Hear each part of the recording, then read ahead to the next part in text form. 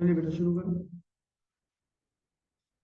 तो बहुत important lecture है बेटा, और ध्यान से सुनना, ठीक है। ऑल्दो हर साल मैं ये यूनिट सबसे लास्ट में उठाता था, लेकिन इस साल पहले उठा। The name of the unit is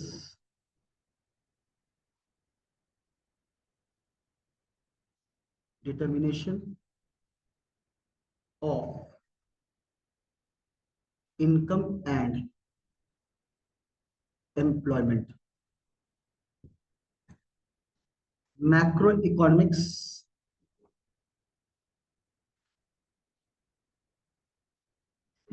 का यूनिट नंबर 3, और 12 मार्क्स का ये यूनिट है। 12 मार्क्स के यूनिट के लिए बेटा 3 चैप्टर्स आपको करने हैं, और 3 चैप्टर्स के नाम क्या क्या हैं आओ वो एक बार बता देता हूँ आपको। सबसे पहला चैप्टर है aggregate demand and aggregate supply, दूसरा है बेटा आपका मल्टीप्लायर, और तीसरा है आपका एक्सेस एंड डेफिसिट डिमांड। आपको मैं एक चीज क्लियर कर दूं यहीं पर, क्योंकि छुट्टियां आप बहुत प्यार मोहब्बत से ले लेते हो बेटा। अगर बीच में अगर यूनिट में एक भी छुट्टी अगर हो गई ना आपकी, तो पूरा यूनिट का छुट्टी कर दूंगा। This is my commitment to you guys. आप बीमार हो मुझे मतलब नहीं है, मुझे मेरे क्लास में दिखनी चाहिए आप। क्योंकि अगर आपका एक यूनिट भी अगर चला गया ना, एक क्लास भी चला गया, यूनिट तो पूरा ही हो गया, एक क्लास भी अगर चला गया, तो समझ लो कि आपको फिर आगे आने वाले यूनिट को समझ में आना भी नहीं है, तो आपको क्लास में बैठाना बेवकूफ है। उससे अच्छा है घर में रहो, मस्ती बाज मारो, और मस्त होके आराम से बिस्तर में घुस के आराम, क्योंकि कोई फायदा नहीं है ना आगे। इसीलिए क्लास में बैठाऊंगा नहीं, आके क्लास में बोझ बनो, मेरे ऊपर बोझ बनो।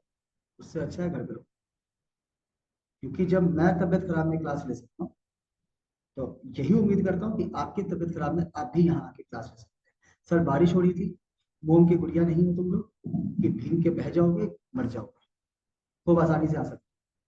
12th स्टूडेंट्स हो, बच्चे नहीं।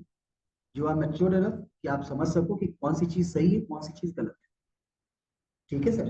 तो इस यूनिट में आपकी छुट्टी नहीं चल सकती, ठीक है। दूसरी बात, आपको मैंने कभी बोला नहीं था कि आप लेक्चर सुनने के बाद रिकॉर्डिंग सुन लिया करो, नहीं। लेकिन आपको मैं ये जरूर बोलूंगा कि इस यूनिट के बाद लेक्चर जब खत्म होता है तो उसकी रिकॉर्डिंग जरूर मांग लिया करो, क्योंकि रिकॉर्डिंग बहुत ज्यादा सीरियस है इसकी। नेक्स्ट क्लास में आओगे तो पहली क्लास जो होगी उसकी, वो आपको क्लियर होना चाहिए, तभी अगली क्लास आपके भेजे में घुस पाएगी, नहीं तो घुसेगी ही नहीं। ये चीज आपको मैं डरा नहीं रहा हूँ, बहुत प्यारा यूनिट है, बहुत सिंपल यूनिट है, लेकिन वो सिंपल बना रह जाए आपके लिए, उसके लिए बोल रहा हूँ आपसे। लिखवा लो, किसी के अगर स्कूलों में अगर ये हो चुका है यूनिट, आपकी समझ में नहीं आया, शुरुआत में समझना बहुत आसान, बाद में इट कम्स टेक्निकल। क्यों? क्योंकि थ्योरी एंड प्रैक्टिकल दोनों से लैश है ये, दोनों भरे पड़े, थ्योरी भी और प्रैक्टिकल। जब तक थ्योरेटिकल कंसेप्ट क्लियर नहीं है, प्रैक्टिकल आपको समझ में नहीं आता। आप ये सोच लो प्रैक्टिकल करके आपका काम निकल जाएगा, नहीं हो पाएगा। प्रैक्टिकल करने के लिए थ्योरेटिकल एस्पेक्ट का मजबूत होना बहुत ज्यादा जरूरी है इस यूनिट में, ठीक है सर। ओके, चल सकते हैं। चलिए, तो सबसे पहले हम लोग चैप्टर नंबर 1 शुरू करेंगे, और चैप्टर नंबर 1 है इस यूनिट का aggregate demand and aggregate supply. बहुत ध्यान से सुनेंगे बेटा, कोई हंसी मजाक नहीं हो सकती है इस यूनिट के अंदर, ठीक है। तो थोड़ा सा मैं भी सीरियस रहूंगा और आपको भी सीरियस बनी रहना पड़ेगा, क्योंकि 12 मार्क्स का कॉन्सेप्ट है ये, और 12 नंबर का सवाल है बेटा। 40 में 12 अकेले ही यूनिट लिया, तो थोड़ा सा सोच समझ कर समझ बूझ के साथ खेलिए, ठीक है। तो सबसे पहला जो मैं आपके साथ वर्ड डिस्कस करने जा रहा हूं, that is aggregate demand.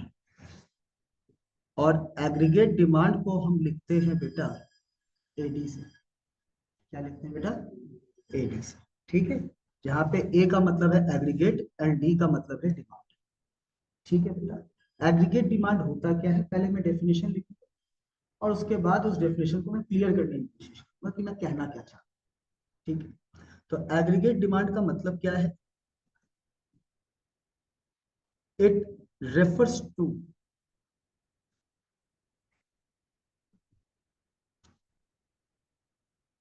Total demand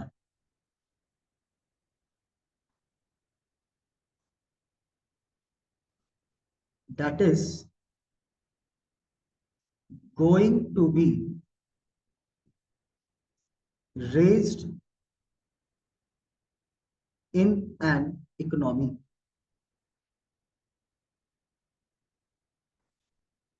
by all the sectors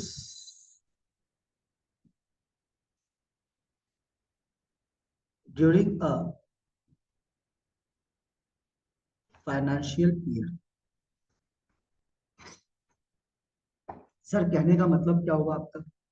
मैंने कहा देखो, total demand that is going to be raised in an economy by all the sectors for one financial year is known as aggregate demand. Sir समझ में नहीं आया कहना क्या चाहता? मैंने कहा कहना क्या चाह रहा हूं उसको समझाने के लिए आपको सबसे पहले मैं दो तरह के डिमांड के बारे में बता। एक आता है बेटा आपका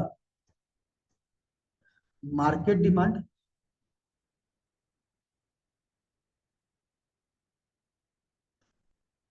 और एक आता है बच्चे आपका एग्रीगेट डिमांड। दोनों के बीच में ना पहले आप अंतर समझो कि what is market demand, what is aggregate demand. मैंने बोला सपोज करो ये कैलकुलेटर है, इस कैलकुलेटर का प्राइस बढ़ गया या इस कैलकुलेटर का प्राइस गिर गया, इससे एसी के कंज्यूमर्स के ऊपर कोई इफेक्ट गिरेगा? नहीं। बिल्कुल मानते हो मेरी बात को? कैलकुलेटर का प्राइस बढ़ा है तो कैलकुलेटर के ही डिमांड के ऊपर असर गिरेगा, कैलकुलेटर का प्राइस गिरा है तो कैलकुलेटर के ही डिमांड के ऊपर असर गिरेगा। यस और नो बेटा? तो जब एक कमोडिटी और उन्हीं के कंज्यूमर्स की आप बात, क्या बोला बच्चा मैंने? एक कमोडिटी और उन्हीं के कंज्यूमर्स की जब आप बात करो तो that is known as market demand. ठीक है, अब एक सिंपल सा प्रश्न है मेरा आपसे, क्या इकोनॉमी में सिर्फ और सिर्फ कैलकुलेटर ही बिकते हैं? नहीं, they are numerous numbers of product, they are numerous number of consumers. Yes और नो बेटा? तो एग्रीगेट डिमांड का मतलब होता है वो टोटल डिमांड की बात हो रही है यहां पर, उन सारे गुड्स एंड सर्विसेज की बात हो रही है यहाँ पर जो सोसाइटी के अंदर, इकोनॉमी के अंदर क्या है, अवेलेबल। नहीं आई बात समझ में? यानी हम सिर्फ एक प्रोडक्ट एंड उसके कंज्यूमर्स की बात नहीं करेंगे। एग्रीगेट डिमांड के अंदर जो भी प्रोडक्ट एक इकोनॉमी के अंदर अवेलेबल है, उन सभी के जो भी कंज्यूमर्स उसका डिमांड करने वाले हैं, किया नहीं है, करने वाले हैं, हम उसकी बात करेंगे। क्लियर है बेटा? तो एग्रीगेट डिमांड में आपने एक बहुत छोटी सी बात नोटिस की होगी कि मैंने डिमांड किया नहीं है, एक डिमांड करने वाला हूं। आई बात समझ में? मैंने अभी चीजों को खरीदा नहीं है, मैं खरीदने वाला हूं। आई बात समझ में? और इसीलिए मैंने क्या लिखा है बेटा यहाँ पे, गोइंग टू बी रेज्ड, यानी कि अभी तक ये रेज हुआ नहीं है, अभी तक किया गया नहीं है, आने वाले एक फाइनेंशियल ईयर में किया जाएगा। किस चीज का? वो सारे गुड्स एंड सर्विसेज का जो क्या है बेटा, अवेलेबल है कहाँ, एक इकोनॉमी के अंदर। नहीं आई बात समझ में? क्लियर है बेटा? तो एग्रीगेट डिमांड में आपने डिमांड कर लिया है या एक फाइनेंशियल ईयर में करने वाले हो? करने वाले। किस चीज का बेटा? उन सारे गुड्स एंड सर्विसेज का जो एक इकोनॉमी के अंदर प्रेजेंट होने वाले हैं। आई बात समझ में? क्लियर है बेटा? बोलो, यहां तक कितने बच्चों को समझ में आया? पक्की बात है? चलो, अब एक चीज सोचो, तो टोटल डिमांड का मतलब यहाँ पे क्या है बेटा? टोटल डिमांड का मतलब है उन सारे गुड्स एंड सर्विसेज की जो हम क्या करने वाले हैं, रेस करने वाले हैं, यानी फ्यूचर में हम लोग करने वाले हैं। कहाँ पे ये गुड्स अवेलेबल है? इकोनॉमी के अंदर। और ये डिमांड करेगा कौन बेटा? Sectors of economy. अब कभी कभी क्या होता है बेटा, सेक्टर्स ऑफ इकोनॉमी में कुछ बच्चे कंफ्यूज हैं। कभी कभी सेक्टर्स ऑफ इकोनॉमी बोलता हूँ कि मैं 4 सेक्टर्स हैं, और कभी कभी सेक्टर्स ऑफ इकोनॉमी बोलता हूँ कि मैं 3 सेक्टर्स हैं। कभी कभी सेक्टर्स ऑफ इकोनॉमी में बोलता हूँ कि भैया 3 सेक्टर जो होंगे वो होंगे primary sector, secondary sector, tertiary sector. और कभी कभी यही सेक्टर्स ऑफ इकोनॉमी में मैं बात करता हूँ हाउस होल्ड की, बिजनेस, गवर्नमेंट और रेस्ट ऑफ द वर्ल्ड। है कि नहीं बेटा? तो यहाँ पे किस सेक्टर्स ऑफ इकोनॉमी की बात कर रहे हो सर आप? यहाँ पे मैं बात कर रहा हूँ बेटा ये 4 सेक्टर्स। सर इन 3 सेक्टर्स की बात क्यों नहीं कर रहे हो? मैंने कहा बेटा आप किसकी बात कर रहे हो, डिमांड की या सप्लाई की? डिमांड। तो डिमांड जब भी आप पढ़ते हो कंज्यूमर के एस्पेक्ट से पढ़ते हो या प्रोड्यूसर के एस्पेक्ट से पढ़ोगे? कंज्यूमर। तो कंज्यूमर सेक्टर्स कौन कौन है? हाउस होल्ड है, बिजनेस है, गवर्नमेंट है और रेस्ट ऑफ द। वहीं अगर आप सप्लाई के कंसेप्ट को पढ़ते तो वहां पे सेक्टर्स ऑफ इकोनॉमी में आप क्या पढ़ते? प्राइमरी सेक्टर, सेकेंडरी सेक्टर और टर्शियरी सेक्टर। नहीं आई बात समझ में? यानी कि जो डिमांड करने वाले सेक्टर्स हैं, डिमांड करने वाले सेक्टर्स हैं वो कौन होंगे? तो वो होंगे हाउस होल्ड, वो होंगे बिजनेस, वो होंगे गवर्नमेंट और वो होंगे रेस्ट ऑफ। तो हाउस होल्ड, बिजनेस, गवर्नमेंट और रेस्ट ऑफ द वर्ल्ड जो एक फाइनेंशियल ईयर में डिमांड करने वाले हैं, डिमांड करने का सोच रहे हैं, वही चीज क्या कहलाएगा बेटा? Aggregate demand. क्लियर है बेटा? पक्की बात है? यहां तक कितने बच्चों को क्लियर है ये कंसेप्ट? हाथ रेज कर। पक्का? तो हमने डिमांड कर लिया है या डिमांड करने का सोच रहे हैं? एक्चुअली डिमांड हो चुका है या प्लान डिमांड की बात कर रहे हैं? यहां तक कंसेप्ट की। कब करने का सोच रहे हैं बेटा? एक फाइनेंशियल। और फाइनेंशियल ईयर का मतलब क्या होता है सर? 1 अप्रैल से 31 मार्च। कोई दिक्कत यहाँ तक? कौन करने का सोच रहा है बेटा? Sectors of economy. और सेक्टर्स ऑफ इकोनॉमी कितने बेटा? 4। कौन कौन से? House hold, business, government and rest of. यहां तक कंसेप्ट क्लियर है बेटा? पक्की बात है? चल अब समझो मेरी बात को।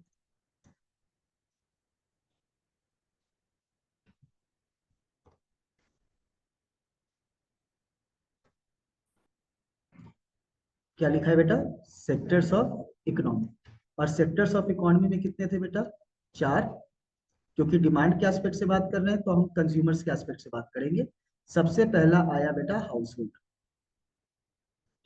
दूसरा आया बेटा बिजनेस फर्म, तीसरा आया है बच्चा गवर्नमेंट और चौथा आया है rest of the. House hold के द्वारा जो खर्चा किया जाएगा उसे कहा जाएगा बेटा कंजम्पशन एक्सपेंडिचर। ठीक है बच्चा? कोई दिक्कत यहाँ? बिजनेस जो खर्चा करता है उसे कहा जाता है बेटा इन्वेस्टमेंट एक्सपेंडिचर।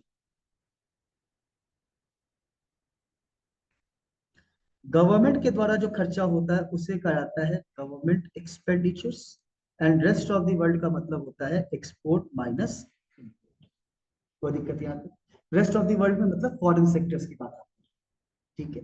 कंजम्पशन एक्सपेंडिचर को रिप्रेजेंट करते हो आप सी से, इन्वेस्टमेंट एक्सपेंडिचर को रिप्रेजेंट करते हो बेटा आई से, गवर्नमेंट एक्सपेंडिचर को रिप्रेजेंट करते हो बेटा जी से, और इसे आप नेट एक्सपोर्ट को रिप्रेजेंट करते हो एक्स माइनस एम से। क्योंकि एक्स माइनस एम क्या है बच्चा?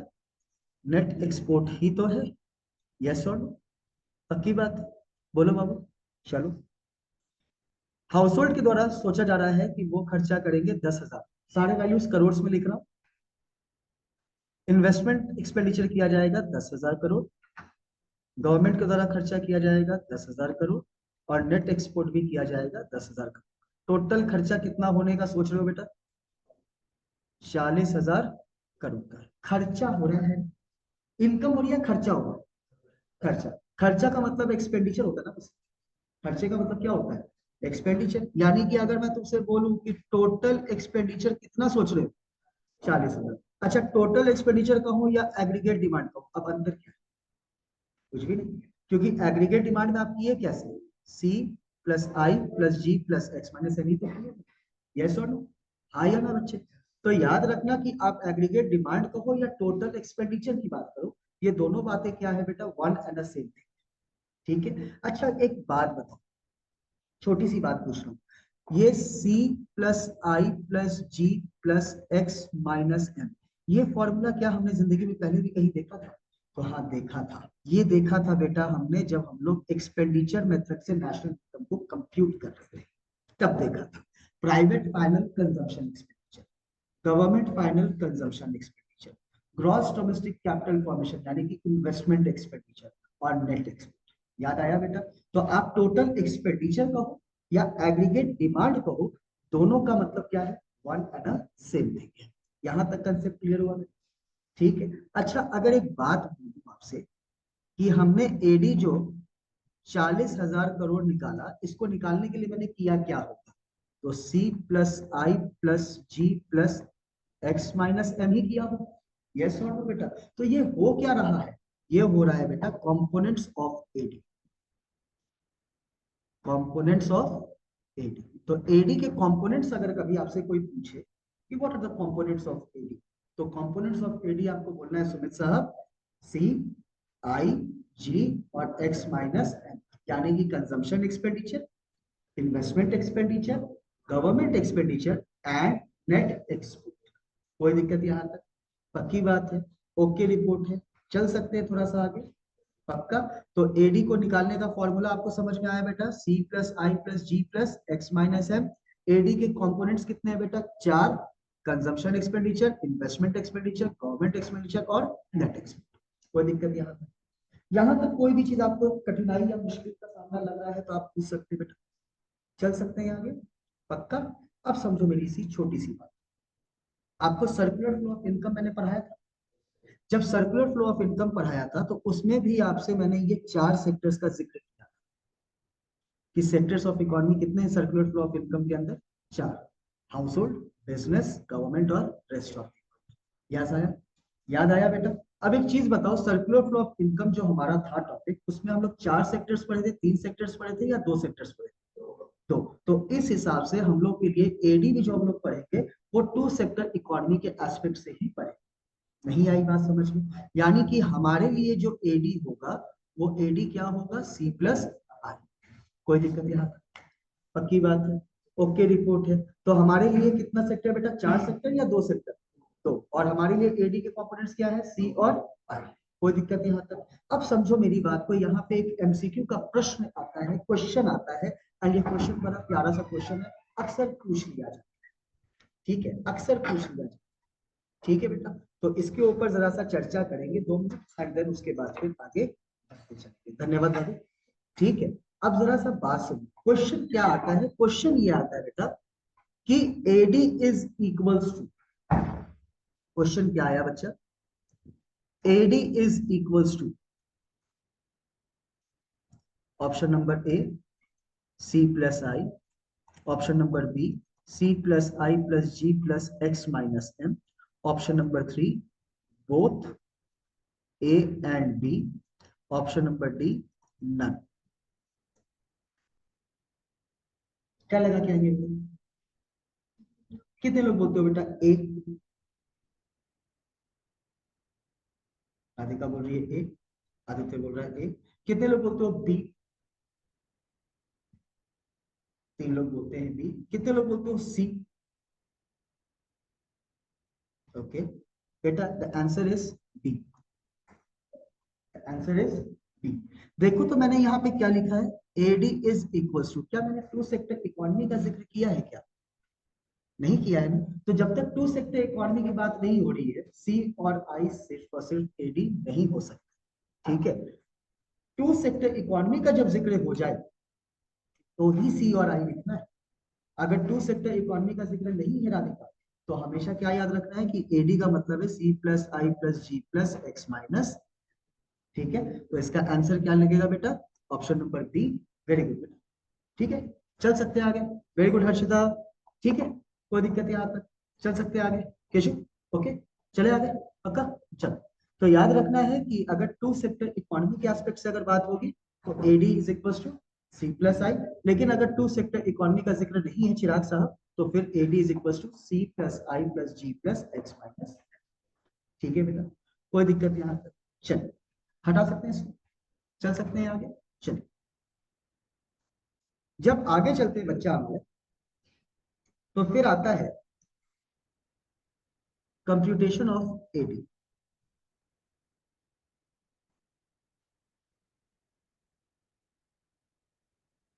एडी को कंप्यूट कैसे करते हैं? इन टू सेक्टर इकोनॉमी या सिंपल इकोनॉमी, क्योंकि टू सेक्टर इकोनॉमी का मतलब ही सिंपल इकोनॉमी। ठीक है, तो computation of AD in simple economy, और जहां इसमें सिंपल इकोनॉमी बोल दिया वहीं पे AD is equal to C plus I हुआ होगा। यस और नो बेटा? पक्की बात है, ओके रिपोर्ट है, चल सकते हैं बाबू थोड़ा सा आगे। चलिए, अब देखिए, पहले थोड़ा सा मैं आपको चीजें थोड़ा सही भी पढ़ाऊंगा और गलत भी पढ़ाऊंगा। हाँ, to be very frank and very honest, ऐसा नहीं है गलत होगा, लेकिन ऐसा नहीं है ये सही है। ठीक है, बिकॉज जब तक आप एग्जैक्टली exactly चीजों को समझ ना लें, तब तक इस यूनिट में नंबर उठाना बड़ा मुश्किल। ठीक है, तो अभी हम एक टेबल बनाएंगे एडी का। कंसेप्चुअली एडी को निकालने के लिए सी प्लस आई ही करेंगे, फिर हम लोग ग्राफ बनाएंगे, फिर देखेंगे कि क्या सही है क्या गलत। ठीक है, चलो शुरू कर सकते हैं। तो एडी को अगर मुझे निकालना है या एडी का अगर टेबल मुझे बनाना है, तो टेबल बनाने के लिए सबसे पहले तो मेरे पास 4 कॉलम्स होनी चाहिए।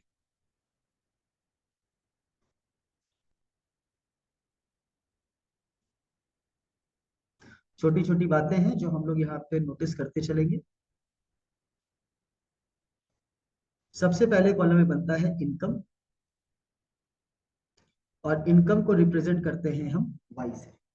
ठीक है बच्चे, फिर हम लोग बनाएंगे कंजम्पशन एक्सपेंडिचर, जिसको रिप्रेजेंट करेंगे हम सी से। फिर लिखेंगे बेटा हम इन्वेस्टमेंट एक्सपेंडिचर, जिसको लिखेंगे हम आई से। और फिर लिखेंगे हम एग्रीगेट डिमांड, जिसको रिप्रेजेंट करेंगे हम एडी से। ठीक है, इनकम 0, 100, 200, 300, 400 एंड 500। कोई दिक्कत यहाँ तक बच्चे? पक्का? जिनके स्कूल में हो चुका है एक बार हाथ खड़े कर लें। ठीक है, तो आप 4 बच्चे नहीं बोले, बाकी बच्चों से मेरा क्वेश्चन। ठीक है, एक चीज समझाओ तो, चिराग आप बताइए, एक पर्सन है मिस्टर एक्स, इसकी कमाई है 0, इसका कंजम्पशन भी क्या होगा? ऑब्वियस सी बात है, जब कमाई 0 है तो कंजम्पशन कहां से करेगा? यस और नो बेटा? देखो इनके यहाँ पे हो चुका और ये मूवी हिला रहे हैं ऐसे ऐसे। देखो बात समझो, तुम कमाते हो दोनों, ध्यान से सुनिएगा बेटा, डाइवर्ट मत होइएगा प्लीज। ठीक है, डाइवर्ट मत होइएगा प्लीज। तुम कमाते हो बच्चे? नहीं कमाते हो, लेकिन क्या तुम्हारे खर्चे नहीं खूब है कि नहीं बेटा? तो याद रखना कि भले ही कोई इंसान कमाए या ना कमाए, इंसान का खर्चा कभी नहीं जीरो हो सकता है। इंसान का खर्चा हमेशा रहेगा बेटा, क्योंकि सर्वाइवल के लिए उसको बेसिक नीड्स तो चाहिए ना, food water cloth medicine shelter. Yes और नो? और वो फ्री में तो मिलेगा नहीं। उसके लिए क्या करना पड़ेगा? खर्च करना पड़ेगा। तो याद रखना कि मैंने कंजम्पशन यहाँ पे किया, लेट्स अज्यूम 80। इनकम कितना था मेरा? 0। कंजम्पशन कितना किया मैंने? 80 रुपए का।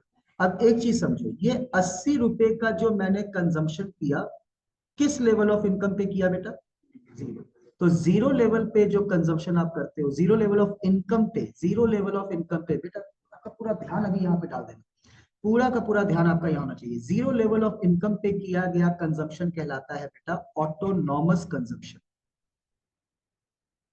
क्या कहलाता है बेटा? Autonomous consumption. कुछ किताबों में इसे ए बार से रिप्रेजेंट किया है, कुछ किताबों में इसे सी बार से रिप्रेजेंट किया है। ठीक है बेटा, तो ए बार और सी बार का मतलब क्या है? Autonomous consumption. And what do you mean by this autonomous consumption? It refers to the consumption which is made at 0 level of income. ठीक है, वो कंजम्पशन जो हमने क्या किया बेटा? 0 लेवल ऑफ इनकम पे किया है, उसी को आप क्या कहते हो बेटा? Autonomous consumption. तो यहाँ पे ऑटोनॉमस कंजम्पशन कितना है बेटा? 80। नहीं आई बात समझ में? पहला पॉइंट हुआ क्लियर? ठीक है, अब एक चीज सोचो, जैसे जैसे मेरा इनकम बढ़ता है वैसे वैसे बढ़ता है मेरा कंजम्पशन। कोई डाउट नहीं है इसके अंदर। भैया तुम कुछ नहीं कमाते हो तो 80 रुपए खर्च, जब तुम कमाना शुरू करोगे खर्चा भी तुम्हारा बढ़ेगा। यस और नो बेटा? लाइफस्टाइल तुम्हारी चेंज होगी। यस और नो? तो जैसे जैसे इनकम बढ़ेगा वैसे वैसे हमारा खर्चा भी बढ़ता चलेगा। यस और नो बेटा? तो इस हिसाब से इनकम और कंजम्पशन के बीच में कैसा रिलेशन हुआ बेटा? Direct relation. यस और नो बेटा? पक्की बात है। अब मेरा कंजम्पशन जो है वो 0 लेवल पे 80 था, 100 पे मैंने किया होगा 150, 200 पे किया मैंने सपोज करो 200, 300 पे किया मैंने सपोज करो 250, 400 पे किया सपोज करो मैंने 310, और 500 पे किया लेट्स अज्यूम मैंने 400। कोई दिक्कत? जैसे जैसे मेरा इनकम बढ़ा, मेरा कंजम्पशन का लेवल भी बढ़ता चला गया। पहला पॉइंट आपको समझ में आया? ठीक है, इन्वेस्टमेंट को रख रहा हूं मैं कांस्टेंट। इन्वेस्टमेंट को मैं क्या रख रहा हूं बेटा? कांस्टेंट। ठीक है। अब छोटी सी बात एक समझना, सर आपने इन्वेस्टमेंट को कांस्टेंट क्यों रखा? मैंने कहा कुछ नहीं, मेरा मन था इसलिए मैंने रखा, just to make my solution easier. ठीक है, मैंने क्या रखा है, मैंने इन्वेस्टमेंट को कांस्टेंट रखा है।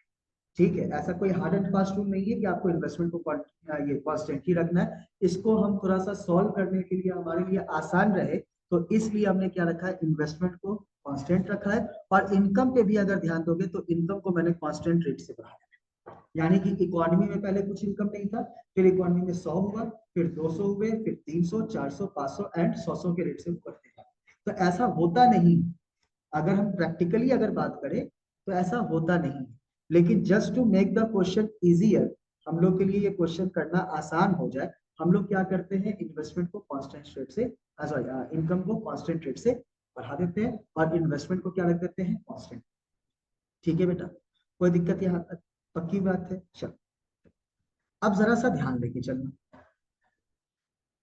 इन्वेस्टमेंट दो किस्म के होते हैं। इन्वेस्टमेंट कितने किस्म के होते हैं? दो। पहला ऑटोनॉमस और दूसरा इंड्यूस्ड। ठीक है, ऑटोनॉमस इन्वेस्टमेंट का मतलब होता है जो इन्वेस्टमेंट आपका कांस्टेंट रहे, इनकम बढ़े, इनकम घटे, इनकम हो, इनकम ना हो, ये इन्वेस्टमेंट क्या रहेगा, इकोनॉमी में कांस्टेंट रहे। नहीं आई बात समझ? मेरे इस क्वेश्चन के अंदर अगर देखा जाए तो इन्वेस्टमेंट मेरा कांस्टेंट है, यस और नो? तो इस हिसाब से मैंने कौन सा इन्वेस्टमेंट लिया होगा बेटा, ऑटोनॉमस। और ऑटोनॉमस इन्वेस्टमेंट को हम रिप्रेजेंट करते हैं बेटा आई बार से। कोई दिक्कत नहीं आता? पक्की बात है? ओके रिपोर्ट है। तो जहां मैंने इन्वेस्टमेंट एक्सपेंडिचर लिखा है आई से सिंपल, मैंने आई बार डाल दिया उसमें। क्लियर है बेटा? ओके, कोई दिक्कत नहीं आता? चल सकते हैं बाबू मेरे आगे? पक्का? अब एडी निकालना है। मेरे पास कंजम्पशन आ चुका है, मेरे पास इन्वेस्टमेंट आ चुका है, कंजम्पशन प्लस इन्वेस्टमेंट को करके मुझे क्या मिल जाएगा, एडी मिल जाएगा। तो एडी कितना आया बेटा मेरा, 100, 170, 220, 270, 330 और 420। कोई दिक्कत है? पक्की बात है? ओके रिपोर्ट है। टेबल देखो, टेबल देख के तुम्हें कोई गलती नहीं है, कोई गलती है ही नहीं टेबल के अंदर। भाई इनकम बढ़ेगा, कंजम्पशन बढ़ेगा, इन्वेस्टमेंट मेरा ऑटोनॉमस है तो कांस्टेंट लिया हुआ है, और एडी को निकालने के लिए मैंने क्या किया है, सी प्लस आई किया, तो डॉट प्लस बच्चा। ठीक है, तो याद रखना है बेटा कि इस केस में हमारा टेबल बिल्कुल भी गलत नहीं है, टेबल में इतना सा भी गलती नहीं है, मैं आपसे ईमानदारी से बात कर। ठीक है, चलिए जब टेबल हमने समझ लिया, ठीक है, तो टेबल समझने के बाद सबसे पहले मैं आपके साथ एक बार जिक्र कर लेता हूं इंड्यूस इन्वेस्टमेंट का, देन उसके बाद फिर इसके ग्राफिकल रिप्रेजेंटेशन का। देख, ऑटोनॉमस इन्वेस्टमेंट तो आपको समझ में आ चुका है बेटा। तो इंड्यूस इन्वेस्टमेंट क्या होता है? इंड्यूस इन्वेस्टमेंट का मतलब होता है कि जब इन्वेस्टमेंट एंड इनकम का हो डायरेक्ट रिलेशन। देखो ऑब्वियस है, जब मैं 100 रुपए कमाता था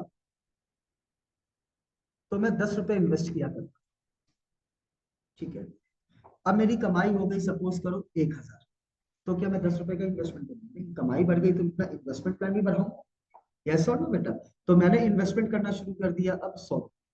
अगर यही कमाई अगर सपोज करो 10,000 रुपए हो जाती तो क्या मैं 100 रुपए का इन्वेस्टमेंट करता? नहीं, कमाई बढ़ी तो अपना इन्वेस्टमेंट और बढ़ा दूंगा, एंड अब इसको क्या कर दूंगा, 1000। यस और नो? बोलो बाबू मेरे, क्लियर है? तो ये छोटी सी बात याद रखिएगा कि जब इनकम और इन्वेस्टमेंट का डायरेक्ट रिलेशन, तो वो चीज किसको रिप्रेजेंट करेगा बेटा, इंड्यूस इन्वेस्टमेंट। आई बात समझ में? और इंड्यूस इन्वेस्टमेंट का जो ग्राफ होता है बेटा वो अपवर्ड स्लोपिंग होता है। क्या होता है बेटा, अपवर्ड होता है। और आपको तो देखो 11th में मैंने पढ़ा रखा है, कुछ बच्चे अगर नहीं पढ़े हैं तो चलिए कोई बात नहीं, आप जान लीजिएगा, मैटर नहीं करता, कहीं भी पढ़ लो, चीजें आपको पता होनी चाहिए। अपवर्ड स्लोपिंग हमेशा तब बनता है जब दो चीजों के बीच में डायरेक्ट रिलेशन, डायरेक्ट मतलब एक बढ़ रहा है दूसरा भी बढ़ेगा, एक घट रहा है दूसरा भी घटेगा। ठीक है बेटा? और मैं अगर इंड्यूस इन्वेस्टमेंट का अगर जिक्र करूं तो मैंने क्या देखा कि इनकम के बढ़ने पे मेरा इन्वेस्टमेंट भी बढ़ रहा है। आई बात समझ में? कोई दिक्कत यहाँ तक? पक्की बात है? तो ऑटोनॉमस इन्वेस्टमेंट में क्या था बेटा कि इन्वेस्टमेंट इनकम के साथ उसका कोई लेना देना नहीं था, इनकम है या नहीं है मैटर नहीं करता, इन्वेस्टमेंट आपका कांस्टेंट, ठीक है। और अगर इंड्यूस इन्वेस्टमेंट होगा तो जैसे जैसे इनकम मेरा बढ़ते जा रहा है वैसे वैसे मेरा इन्वेस्टमेंट भी क्या होता जाता है, बढ़ता जाता है। नहीं आई बात समझ? क्लियर है बच्चे? पक्की बात है। तो खैर छोड़ो, इंड्यूस इन्वेस्टमेंट के ऊपर ज्यादा चर्चा करके कोई फायदा नहीं है इस समय। फिलहाल हम लोग किस इन्वेस्टमेंट की जिक्र कर रहे हैं बेटा? ऑटोनोमस, तो ऑटोनोमस तक ही है, ठीक है। लेकिन इंड्यूस इन्वेस्टमेंट का मतलब आपको समझ में आ गया सभी बच्चों? पक्का? चल सकते हैं आगे? चल, अब समझो मेरी बात और समझने की कोशिश करो। जब हम लोग इतने दूर तक आ ही गए हैं तो एक बार आपको मैं एडी, कंजम्पशन और इन्वेस्टमेंट का ग्राफ भी बता देता हूं। This is investment, this is consumption, and this pink line is for AD.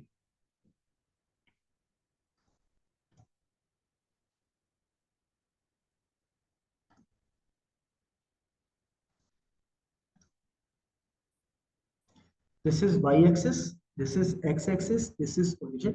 X axis पे हमने लिया है बेटा इनकम, और वाई एक्सिस पे हमने लिया है बेटा एग्रीगेट डिमांड।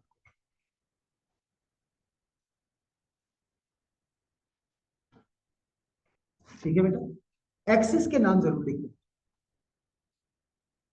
एक्सिस के नाम जरूर लिखिए।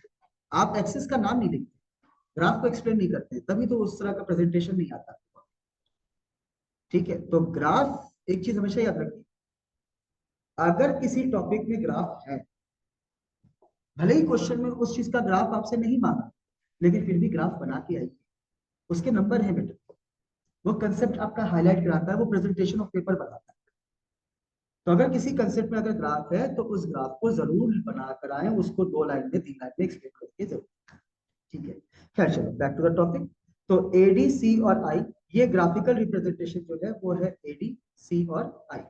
ठीक है, बुक में देखोगे आपको ग्राफ ऐसा ही दिखेगा और कुछ अलग ग्राफ नहीं। खैर, अब जब मैंने ये टॉपिक पढ़ाना शुरू किया था वो ये ग्राफ और टेबल के ऊपर आया था, तो मैंने आपको क्या बताया था कि पहले मैं आपको थोड़ा सा सही और थोड़ा सा गलत बताऊंगा, एंड देन उसके बाद जो गलतियां हैं वो समझाने की आपको मैं कोशिश करूँ। ठीक है, अगर आप सिर्फ टेबल की बात करें तो टेबल मेरा ओके है, टेबल में इतनी सी भी कोई गलती नहीं। अगर मैं ग्राफ के हिसाब से अगर बात करूं तो ग्राफ मेरा ओके है, ग्राफ में कोई दिक्कत वाली बात नहीं। लेकिन जब मैं ग्राफ और टेबल दोनों को मिला के बात करता हूं तो इसमें गलती है, और इसमें बहुत बड़ी गलती है, बहुत भयंकर गलती है। पहले हम बात करते हैं कि सही क्या क्या है इसके, इस टेबल और इस ग्राफ में सही क्या क्या चला। तो सही ये चला कि देखो क्या मेरा इन्वेस्टमेंट कांस्टेंट था, और कांस्टेंट चीज हमेशा क्या होता है बेटा, पैरेलल टू एक्स एक्सिस होता है।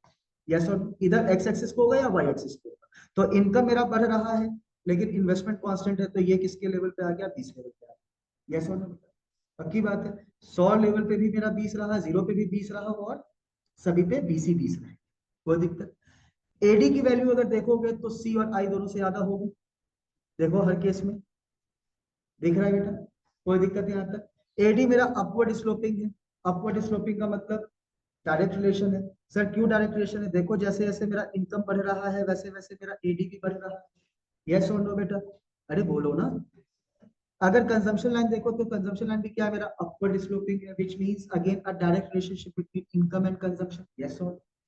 पक्की बात है, देखो जैसे जैसे मेरा इनकम बढ़ रहा है वैसे वैसे मेरा कंजम्पशन भी बढ़ रहा है। यस और नो? तो ये सारी चीजें मुझे सही दिख रही है, लेकिन फिर भी क्या है, एडीसी का ग्राफ जो है और जो टेबल है वो एग्जैक्टली अपने हिसाब से बन नहीं पा रहा। क्यों नहीं बन पा रहा? बहुत छोटा सा एक, मतलब बहुत छोटा सा एक बेसिक पॉइंट है जो इस टेबल में फॉलो नहीं हुआ और ग्राफ के साथ वो मैच नहीं कर पा रहा। देख, दो चीज हमेशा याद रखना, अगर कोई ग्राफ अपवर्ड स्लोपिंग है तो इसका मतलब रिलेशन कैसा रहेगा? क्या मेरे केस में इनकम और कंजम्पशन का डायरेक्ट रिलेशन दिख रहा है? इनकम बढ़ रहा है, कंजम्पशन बढ़ रहा है। क्या मेरे केस में इनकम और एडी का डायरेक्ट रिलेशन दिख रहा है? इनकम बढ़ रहा है, एडी बढ़ते जा रहा है। यस और नो? तो इस हिसाब से मेरा अपवर्ड स्लोपिंग है, गलत नहीं। लेकिन अगर मैं ध्यान से इस दोनों लाइन को देखूं तो ये क्या है, अपवर्ड स्लोपिंग स्ट्रेट लाइन। क्या है बेटा? Upward sloping straight line. और इसका मतलब एक अलग चीज है। अपवर्ड स्लोपिंग बताता है कि तुम्हारे बीच में क्या है, डायरेक्ट रिलेशन। लेकिन अगर कोई चीज अगर स्ट्रेट लाइन अगर जाना शुरू हो जाता है तो समझ जाइएगा कि उसके बीच का जो डिफरेंस है वो कांस्टेंट है। यानी कि जो आपका सी देखोगे, सी क्या है बेटा, एक अपवर्ड स्लोपिंग स्ट्रेट लाइन। यानी अपवर्ड स्लोपिंग स्ट्रेट लाइन का मतलब है कि कंजम्पशन और इनकम के बीच में डायरेक्ट रिलेशन भी होना चाहिए, प्लस कंजम्पशन का कांस्टेंट रेट से बढ़ना जरूरी है। नहीं आई बात समझ में? क्लियर है बेटा? एडी क्या है बेटा? एडी आपका अपवर्ड स्लोपिंग है, यानी कि एडी और इनकम का कैसा रिलेशन होना चाहिए, डायरेक्ट रिलेशन होना चाहिए, प्लस एडी एक स्ट्रेट लाइन है, तो इसीलिए एडी का भी क्या जरूरी है, कांस्टेंट रेट से राइज होना जरूरी है। और एक बात, सिंपल सी बात, जो एडी के अंदर चेंज आ रहा है वो चेंज इन्वेस्टमेंट की वजह से आ रहा है या कंजम्पशन? कंजम्पशन, क्योंकि इन्वेस्टमेंट तो कांस्टेंट है ना ब्रो। यस और नो? तो अगर कंजम्पशन कांस्टेंट रेट से बढ़ा और ये कांस्टेंट रहा आई, तो नो डाउटेडली एडी भी किस रेट से बढ़ेगा, कांस्टेंट रेट से ही बढ़ेगा। हाँ या ना बेटा? नहीं आई बात समझ में? तो आपको यहाँ पे ये छोटी सी चीज आपको याद है, क्योंकि अब अगर मैं इस टेबल और इस ग्राफ को आपस में देखूं तो टेबल कुछ और बोल रहा है और ग्राफ कुछ और। ठीक है, और हम एग्जामिनर को इतना सा भी मौका नहीं देंगे अपने नंबर को कटवाने का। क्लियर है बच्चा? क्योंकि देखो, आप ऐसे बना के आ जाओ, अगर एग्जामिनर लीनियंट हुआ तो वो दे देगा नंबर, कोई इशू नहीं। लेकिन अगर थोड़ा सा भी वो कंसेप्चुअली आपको देखना चाह रहा होगा ना, तो वो यहाँ पे नंबर काट ले, बिल्कुल काट लेगा, क्योंकि इस टेबल के ऊपर ये ग्राफ तो बिल्कुल नहीं बनेगा। नहीं आई बात समझ? और चाहिए हमें कैसा, ये ग्राफ टेबल बनाओ तो इसके बेसिस पे ही फिर बनना चाहिए। ठीक है, हर बार आप क्या करते थे, हर बार आप टेबल के बेसिस पे ग्राफ बनाते थे। इस पूरे यूनिट के अंदर आपको ग्राफ के बेसिस पे टेबल अपना सोचना चाहिए। नहीं आई बात समझ में? क्लियर है बेटा? तो ग्राफ आपके रिसेम्बलेंस में होना चाहिए, क्योंकि अगर ग्राफ आपको याद नहीं रहेगा तो टेबल कुछ और बना। ठीक है, ओके। तो अब जरा सा जाने कि हाँ टेबल और ग्राफ कैसा होना चाहिए। देख ध्यान से, ये बना मेरा इनकम, ये बना मेरा कंजम्पशन, ये बना मेरा इन्वेस्टमेंट, और ये बना मेरा एडी। इनकम 0, 100, 200, 300, 400, 500। इन्वेस्टमेंट 50, 50, 50, 50, 50 और 50। कंजम्पशन 50, 50 रखें या 0 रख दें इसको? 50 रखना पड़ेगा ना। इस कंजम्पशन को हम क्या नाम देते हैं बेटा? Autonomous consumption. क्यों? क्योंकि 0 लेवल ऑफ इनकम पे किया गया। ठीक है, चलो नाउ 100, 150, 200, 250 एंड 300। एडी कितना आएगा बेटा? 100, 150, 200, 250, 300 और 350। ठीक है, कोई दिक्कत बच्चा यहां तक? This is going to be your y axis, this is your x axis. सबसे पहले एक बार नामकरण कर देते हैं। Y axis, x axis origin, x axis is for income, लिख लो, आउटपुट लिख लो, कुछ भी लिख लो, कोई दिक्कत वाली बात नहीं। और वाई एक्सिस पे आप क्या लिखने जाओगे बेटा? Aggregate demand. कोई दिक्कत यहाँ तक बच्चा? चलो, अब जरा सा इसके लाइंस को एक बार देख लेते हैं। Red line is symbol for investment. Investment constant है, पैरेलल टू एक्स एक्सिस चला गया मेरा। कंजम्पशन कांस्टेंट रेट से राइज कर रहा है बेटा। चलो इसको दूसरे लाइन से बना देते हैं, दूसरे कलर से लाइन बना देते हैं आईमस से। कंजम्पशन हमने ले लिया पिंक लाइन से। ठीक है बेटा, स्ट्रेट लाइन है, अपवर्ड स्लोपिंग स्ट्रेट लाइन है। क्यों है? क्योंकि एक तो कंजम्पशन राइज कर रहा है, दूसरा कांस्टेंट रेट से राइज कर रहा है। कांस्टेंट नहीं है, कांस्टेंट रेट से राइज कर रहा है। और फिर उसके बाद फिर हम लोग ने क्या जाना, ग्रीन लाइन। तो ग्रीन लाइन किसके ऊपर आया बेटा? एडी के ऊपर। कोई दिक्कत? ये भी अपवर्ड स्लोपिंग स्ट्रेट लाइन ही है बेटा, कोई दिक्कत वाली बात है नहीं यहाँ पर। तो this is going to be your AD. AD कैसे बना होगा? सी प्लस आई से बना होगा। देन उसके बाद फिर आया आपका कंजम्पशन, एंड देन फिर आपका रेड लाइन किसके लिए आया बेटा? कोई दिक्कत नहीं, पक्की बात। अब तुम टेबल देखो, अब तुम ग्राफ देखो, दोनों आपका जस्टिफाई हो रहा है एक दूसरे के साथ।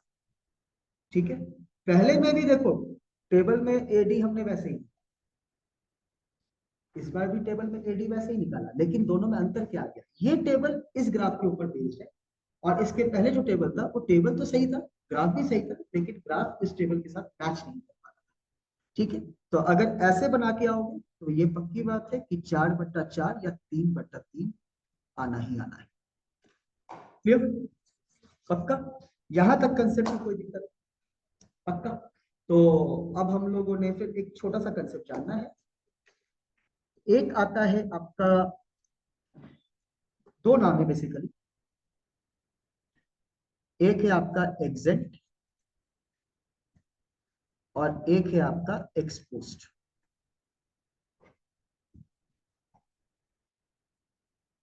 अगर ध्यान से देखो तो एग्जेंट में कौन सा लेटर लिखा हुआ है बेटा, एक्सपोस्ट में कौन सा लेटर लिखा हुआ है बेटा, पी से होता है प्लान्ड, ए से होता है एक्चुअल। ठीक है, कभी भी आपसे पूछा जाए कि एग्जेंट का मतलब क्या है, तो आप समझ जाना कि we are talking about planned. कभी भी आपसे पूछे एक्सपोस्ट का मतलब क्या है, तो you are talking about actual. हमने सामान खरीद लिया, एक्चुअल है, एक्सपोस्ट है। हम सामान खरीदने का सोच रहे हैं, एग्जेंट है। हम इन्वेस्टमेंट करने का सोच रहे हैं, एग्जेंट है। हमने इन्वेस्टमेंट कर रखा, एक्सपोज्ड है। नहीं आई बात समझ में? क्लियर है बेटा?